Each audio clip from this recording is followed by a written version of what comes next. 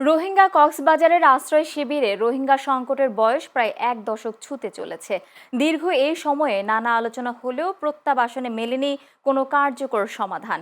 অন্তর্বর্তীকালীন সরকারের পর এখন নতুন নির্বাচিত সরকারের কাছে আবারও বুক ভরা প্রত্যাশা নিয়ে তাকিয়ে আছেন 14 লাখেরও বেশি রোহিঙ্গা।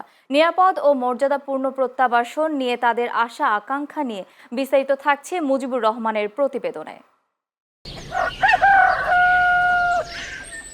অন্তর্বর্তীকালীন সরকারের সময় রোহিঙ্গা ইস্যুতে জোরালো কূটনৈতিক তৎপরতার আশা করেছিলেন সাধারণ রোহিঙ্গারা।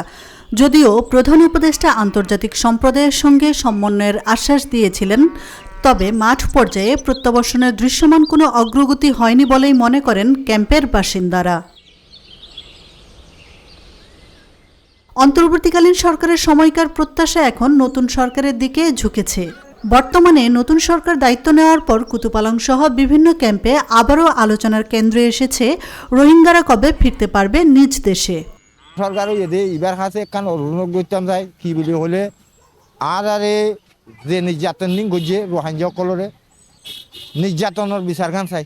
2 নম্বর মাস যদি আর না ভারত দলে আর বাংলাদেশত তো টেম্পোরালি হামাকা আর কান দেশের মাঝে লারিয়ে দিব বলে আর ইয়ান অনুরোধ করি বাংলাদেশের নতুন সরকারের। বর্মার পার্লিমেন্ট হইতে সারা দুনিয়ার পার্লিমেন্টের মধ্যে রেজিস্টার করি, বাংলাদেশের প্রাইম মিনিস্টার যদি আটতে করি রেজিস্টার করি দেব দলে ইয়ানোর বেশি শুকরিয়া আদায় করি, ইয়ার বাদ আর নাই।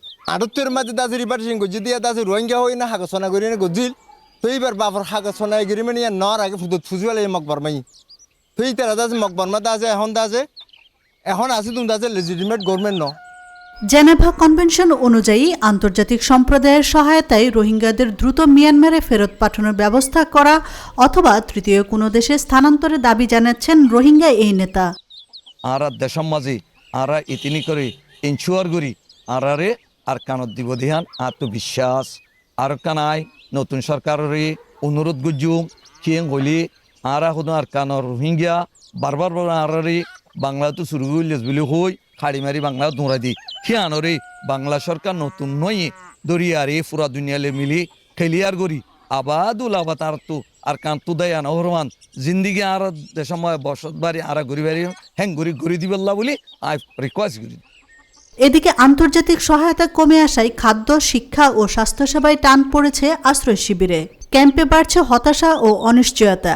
রোহিঙ্গাদের আশা প্রতিশ্রুতির ধারাবাহিকতা ভেঙে এবার আসবে বাস্তব অগ্রগতি, মিলবে দীর্ঘদিনের শরণার্থী জীবনের অবসান। আশরাফুন নাহার মালা, চ্যানেল এস, নিউজ ডেস্ক।